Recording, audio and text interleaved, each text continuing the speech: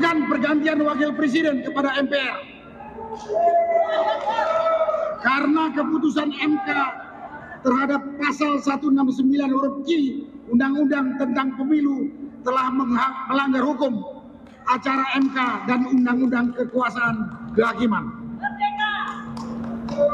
Gagasan tentang pemakzulan oleh sekelompok masyarakat terutama beberapa purnawirawan Jenderal TNI dianggap mustahil oleh pengajar hukum tata negara Universitas Negeri Surabaya Hananto Widodo.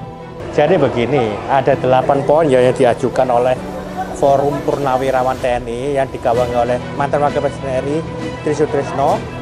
Itu kan 8 yang pokok paling penting adalah kembali pada Undang-Undang Dasar naskah Undang-Undang Dasar 1945 naskah asli.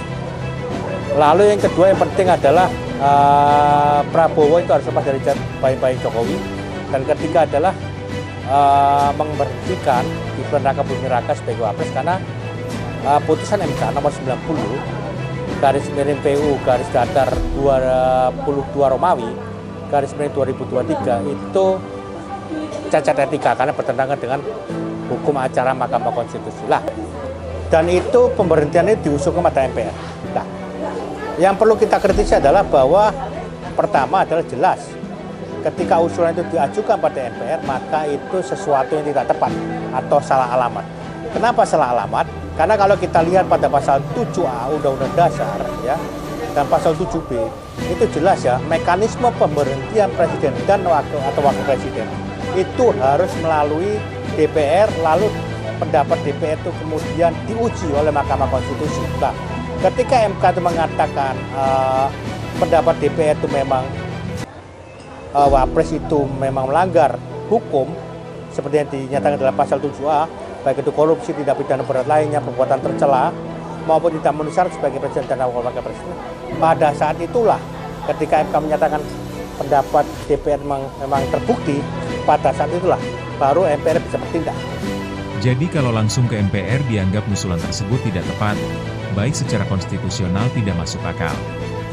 Lalu jika dasar yang dipakai oleh Forum Purnawirawan Jenderal TNI berupa pemakzulan berupa putusan MK yang berdampak pada memberi tiket kepada Gibran Raka Buming Raka untuk menjadi cawapres mendampingi Prabowo dianggap cacat secara etik, sedangkan MK di bawah kepemimpinan Jimli telah memutus bahwa terbukti ada pelanggaran etik. Putusannya berupa memerintahkan Anwar Usman berhenti sebagai ketua, dan tidak boleh menangani sengketa pemilu dan pilkada. Tetapi harus diingat bahwa Jimli mengatakan bahwa putusan MK tidak bisa membatalkan putusan 90 sehingga dasar Gibran untuk maju sebagai cawapres tetap sah. Dan itu diperkuat ketika apa? Ketika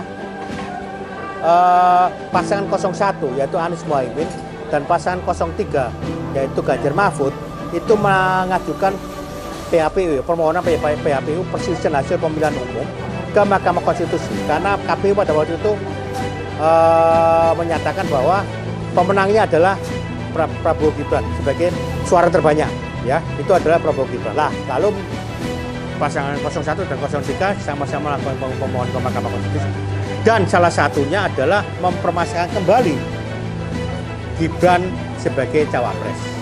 Nah, ternyata MK memutuskan menolak seluruh permohonan pemohon sehingga apa? Justru itu memperkuat kedudukan dari Gibran sebagai cawapres. Masalah lain bahwa tuntutan para purnawirawan jenderal ini terkait dengan persoalan politik. Kalau persoalan politik maka bisa dilihat bahwa hampir 80% parlemen dikuasai oleh koalisi Merah Putih, di mana sebagian besar adalah partai politik pendukung Jokowi. Tapi harus diingat bahwa Jokowi memiliki kelemahan bahwa dia bukan berasal dari partai politik lagi. Oleh karena itu aman tidaknya posisi Gibran sangat ditentukan oleh bagaimana relasi antara Jokowi dan Prabowo. Kalau mereka retak maka yang menjadi titik rawan adalah Gibran untuk dimakzulkan. Karena jelas Gibran Jokowi bukan dari partai politik sehingga ketika mereka berkonflik dengan Prabowo maka dapat dipastikan fondasi atau dukungan real di parlemen sudah tidak ada. Justru yang di poin pertama itu apa? Kembali pada Undang-Undang Dasar 1945 naskah asli. Dan itu diperkuat ketika Pak Purnawirawan TNI mengatakan bahwa mengusulan tentang pemberhentian Gibran itu di MPR, ya kan? Oleh karena itu dapat kita lihat bahwa ada kepentingan dari purnawirawan TNI itu untuk memiliki kehendak agar kembali pada Undang-Undang Dasar 1945 naskah asli. Kenapa itu bisa kita simpulkan demikian?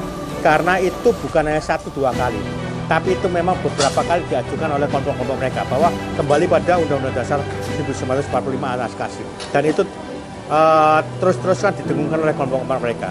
Jadi ada kemungkinan sebenarnya pemberhentian Gibran Rakabuming Putra, pemberhentian Gibran Rakabuming Raka ini itu hanya pintu masuk atau entry point agar bisa melakukan perubahan terhadap Undang-Undang Dasar sehingga bisa kembali pada Undang-Undang Dasar 1945 naskah asli.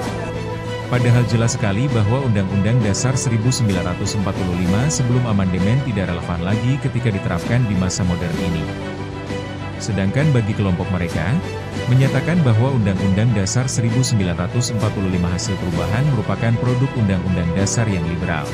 Cara menaik konstitusi, ya, itu bukan masalah liberal atau tidak liberal, tapi apakah konstitusi itu yang sekarang sedang berlaku itu memberikan batasan yang cukup bagi cabang-cabang kekuasaan sehingga bisa menghindari yang namanya abuse of power.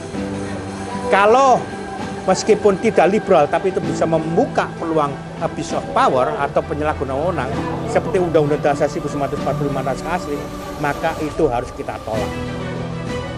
Kita ingat pada waktu Orde Baru 6 periode Soeharto kenapa bisa berkuasa? Karena Undang-Undang Dasar 1945. Kenapa ketika Soeharto jatuh, ternyata supremasi itu diambil oleh MPR. Sehingga apa? Pada waktu itu Gus Dur itu bisa diberhentikan oleh MPR karena dengan alasan politik, karena apa? Mereka banyak dikecewakan lah. Kalau seperti itu yang terjadi adalah tidak ada yang namanya check and balances, tapi yang terjadi adalah siapa yang kuat maka akan menguasai semuanya, dan itu harus kita hindari. Ada beberapa syarat kepala negara bisa dimaksudkan dalam Undang-Undang Dasar. Pertama, alasan hukum, yaitu kepala negara terlibat korupsi, suap, tindak pidana berat lainnya, pengkhianat terhadap negara. Lalu ada perbuatan buruk atau perbuatan tercela yang melanggar moral.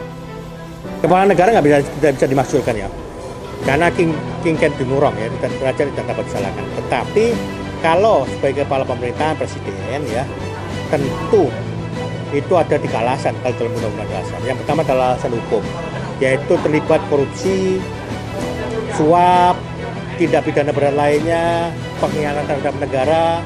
Lalu ada namanya misdemeanor ya, atau perbuatan buruk atau perbuatan tercela. Ya jelas moral, melanggar moral ya. Lalu yang ketiga adalah syarat bahwa presiden dan wakil presiden tidak memenuhi syarat sebagai presiden dan atau wakil presiden. Tidak memenuhi syarat misalnya apa?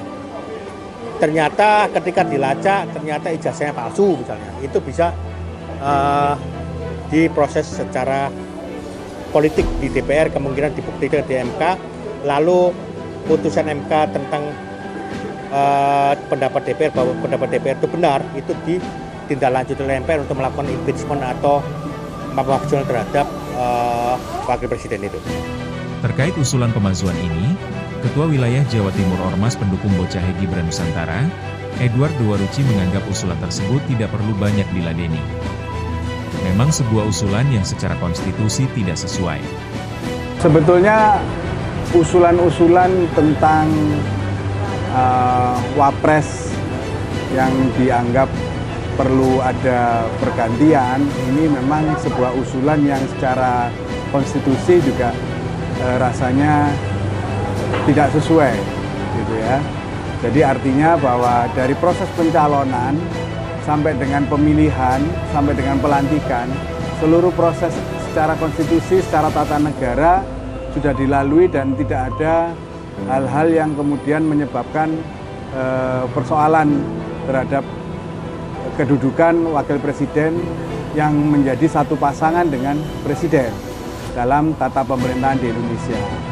Nah, kami selaku dulu pada saat pemilihan kan sebagai relawan pendukung pasangan Prabowo Gibran, Bocahe Gibran Nusantara memang menganggap bahwa serangan-serangan yang ditujukan kepada Mas Wapres, Mas Gibran ini, itu tidak lebih dari upaya-upaya untuk pembentukan opini secara politik saja.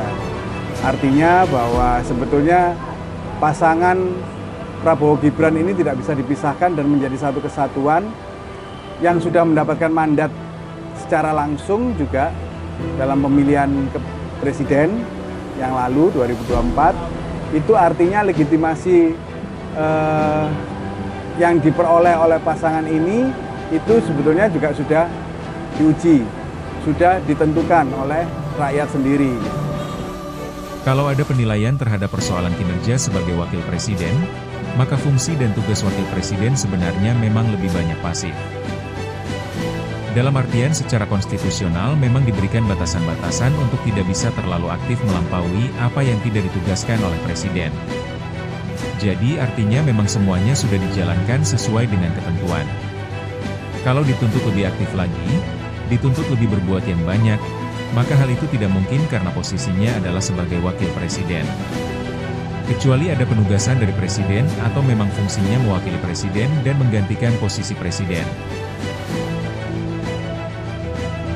Sebetulnya ini adalah sesuatu yang tidak perlu lagi diperdebatkan karena ke depan tantangan kita sebagai bangsa ini menghadapi banyak persoalan secara global yang harus dihadapi bersama-sama tanpa harus meributkan sesuatu yang sebetulnya tidak ada lagi yang perlu dipersoalkan di yang lalu-lalu gitu. Nah, kalau memang perlu ada pengujian secara konstitusi, kelembagaan yang memang dibutuhkan proses peradilan, ya diajukan aja semua proses-prosesnya itu secara konstitusional.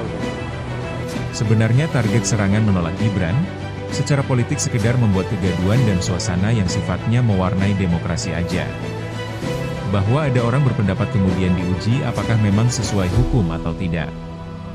Bahwa negara Indonesia masih menerima kritik, menerima masukan konstruktif dari warga negaranya. Dengan usulan-usulan ataupun perbedaan pendapat itu hal yang biasa dan tidak perlu disikapi terlalu membabi buta dan kemudian mengabaikan prinsip-prinsip demokrasi.